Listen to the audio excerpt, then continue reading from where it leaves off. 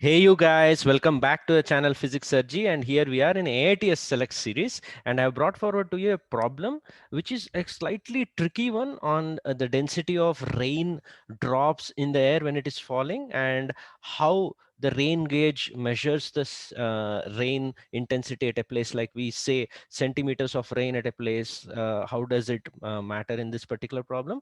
Also, this is a concept of the pressure on the windshield of a car moving horizontally in the rain, which is falling vertically.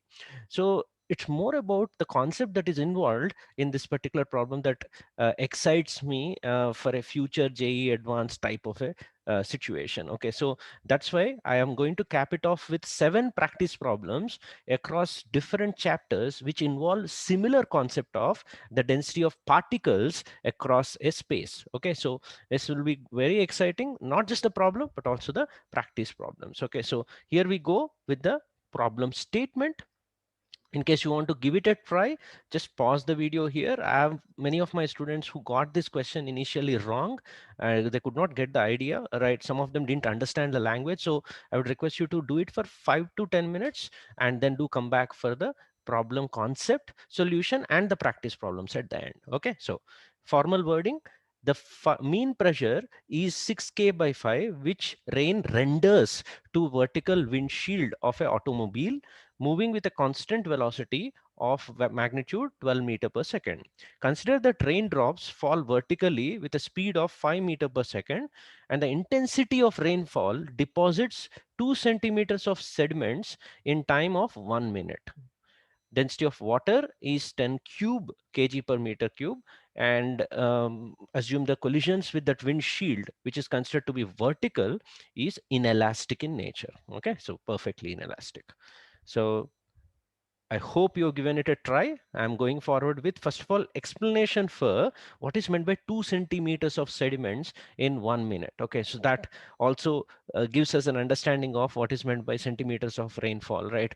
Chirapunji in India is supposed to be one of the highest receiving rainfall lands, and there also we consider in our social studies the centimeters of rainfall. So let's see what that language means.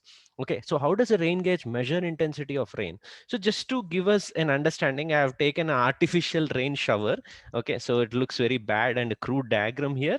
So let me explain what this is on the left, and then we'll move on to the calculations. Okay, so imagine raindrops are falling in a very equally dense manner, and these particles are separated by some gaps. Okay, so let's call the density of material inside that space as rho air. Rho air makes it a density of the water or air drops inside this space. Okay, right?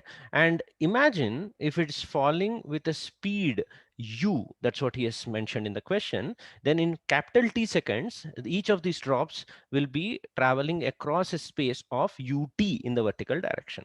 Imagine the area of that shower that I'm taking, or the observation of cross section I'm taking as capital A, then the volume in which this particular mass of air, air drops are settling down, are considered to be density into volume of this material. Okay, so that rho air into A into UT, A into UT is the volume of this part. Now, all of this in the T seconds are going to sediment or deposit in a imaginary beaker. Just put a beaker here and allow the rain to fall over a period of time. Here the liquid is going to be a continuous element. You cannot have gaps in between. Okay, so even though I have not drawn this to scale, actually this beaker should be smaller, and this gap that I'm taking should be larger, because there is raindrops which are separated from each other. Here it should be continuous. So imagine this is a liquid of density rho, and this height h is what he said, right? If I wait for t seconds, then the entire liquid is going to rise to a height of h at that particular place in the beaker. This is how you actually measure the rainfall at a place. You imagine a particular area of that space, and think that if rain is not absorbed by the ground and it is continuously falling over a period of time, that period could be dependent on how the rain gauge is being calibrated. It could be something associated with 1 hour, it could be for 1 month, or an annual rainfall as they call it.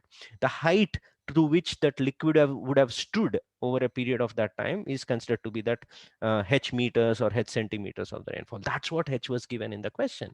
Okay, so he says in the question it sediments 2 centimeters in 1 minute. So you wait for t amount of time, h amount of beaker height would have been filled.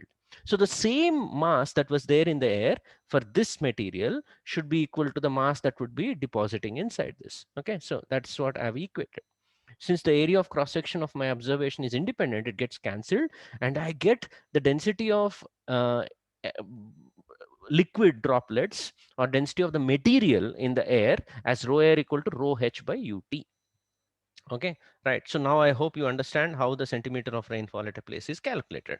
Now, after this is done, we'll use this and calculate the average force over a period of time t on this vertical windshield. Okay, so this windshield is going to move towards left, and in capital T seconds is going to have a distance of movement vt. Now I could think that the rainfall is actually visually static. Imagine the droplets are frozen in space like this, and this windshield of certain area, let's call this area as small a, that area is this one. Okay, so it moves in space towards left with a distance of vt. So it covers a cuboid of volume a into vt and hits all the droplets that are there. So you might question me, if the rain is falling down, how am I allowed to take that visually static rain? I could argue that even though the rain actually is leaving this box, same amount of rain is going to enter this box. So every droplet here will be replaced by a new identical droplet. So I could visualize that the rain is static in this. And remember, since this is vertical windshield, the force that it would actually have is based on the velocity of this windshield and not the velocity of downward rain. The downward rain is not going to apply any momentum change to this particular windshield. So it's the V that matters. So the average force in that time t is the momentum that actually got imparted to these raindrops, which is total mass of that rain inside this box m into v. V is been imparted by this particular windshield. Okay, so mv divided by small area, if I do on both sides, that this area of that, then that is going to give me the mean pressure, the value of the average pressure or the mean pressure on this windshield. So then I substitute the value of that mass as density into volume, density of the air drops inside this or water drops inside this in the air, that this would be rho air into a into v into t, this volume I've written, into the same v, and a have divided, so a gets cancelled. So the value of average pressure comes out to be rho air into v square. That's why we calculated the rho air in the previous slide. The value of rho air in the previous slide we end up getting as rho h by ut, the continuous liquid rho, h by ut and into v square. Substitute all the values that he has given, you end up getting 48 by 5 in SI units. Since he has given 6k by 5, the required answer comes out to be 8. The value of k comes out to be 8. I hope this was very clear in understanding this particular question. So I hope you're excited about the similar density related problems which generally bug the students. Okay, so we'll go forward with the practice problem number 1. I have picked this one up from the basic book of H.C. Verma volume 2. A lot of students usually ignore this question. It's actually from modern physics book of chapter. I don't remember the chapter. You can check it out. It's a question number 5. It's I think in the photoelectric effect question. Okay, so here also we'll be talking about number of photons falling per second per unit square on the earth, and how many photons are there in cubic meters. So this is also similar to the rain falling replaced with photons falling. So the same logic you have to visualize the same way. So basic question we'll start with. Then we'll slightly go to the tougher one. I picked this one from Resnick and Halliday. Again, slightly ignored question by the students, but a very basic candidate for your JEE Advanced. Okay, so you can read the question on your own and try this one out and comment your answer along with the timestamp below so that I can respond whether you've done it right or not. Okay, there are two parts of the problem. Okay, right. This is actually why JEE will be interested in such questions. Is this panic escape idea is very practical, and engineers actually design the doorways and all these corridors based on this kind of a logic. Okay, so this is very important, and as it goes with any Resnick and Halliday question, you could see that the end he's talking about the practicality of the situation. Okay, so you'll enjoy that. Then you will enjoy this question even more practical, tougher question, I would say.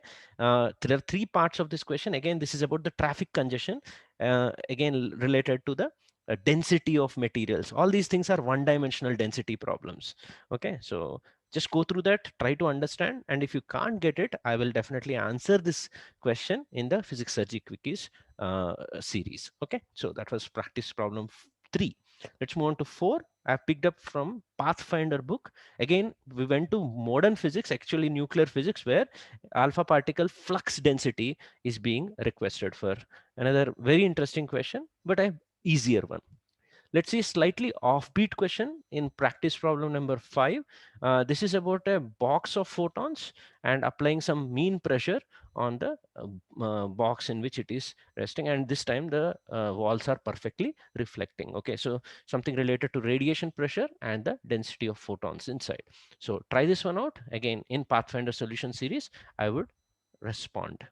Sixth one, again, we are back to H.C. Verma, volume 2, slightly offbeat question, right, from the chapter of current electricity, but still I picked this one in this particular video because it's related to understanding the density of those charged particles moving from A to B. He requests, among all these questions, current density, where it is greater, at A or B. This is one of the great questions, tricky questions that you generally have in objective 1 and 2 of H.C. Verma. So this is from, I think, objective 2. Okay, so comment your answer below. And a lot of students argue that the answer to this question or the key given in the book is wrong. So let's see whether you actually get the correct key or not. Problem 7 has been shared by students in my Discord group. It's from one of the AITs. Okay, so this is a very standard question. Similar questions are there actually in your NCRT exemplar also, where a plate moves and there will be gas molecules hitting it from either side. Also in one of the previous JEE exams, I don't remember, it is 2017, I guess, a similar problem where an object is moving and gas molecules or colliding particles are there on either side. So all these are again related to the density of these particles, how many are hitting per time. Okay, so thanks for the students who shared it in our Discord group. Okay, so I'll answer this in AITSSELECT only if you actually struggle to answer it back. Okay, and in case you don't want to wait, you can for the practice problem 7, go through the Discord server, and the solution has been already discussed by the students there. They are helping each other very well there, and you can check out the solution there. In case you are new to this channel and also the Discord server, you want to know what it is, please do watch the video tutorial that I have made about our Discord server, PHYSICSSIRJEE or official Discord server, and then you can understand what it is and how helpful it is. And the link of that video is shared in the description below. So apart from that, you can also watch the rest of the AITSSELECT series. We have given some important questions that has been affecting the students' preparation as they move along towards their final leg of JEE Advanced journey. Okay, so please go through the rest of the series also that are there in the description. So I don't want to waste time on those. And please do like, share, and subscribe to my channel. And in case you don't want to, then also thanks for spending time till now, and see you in the next video.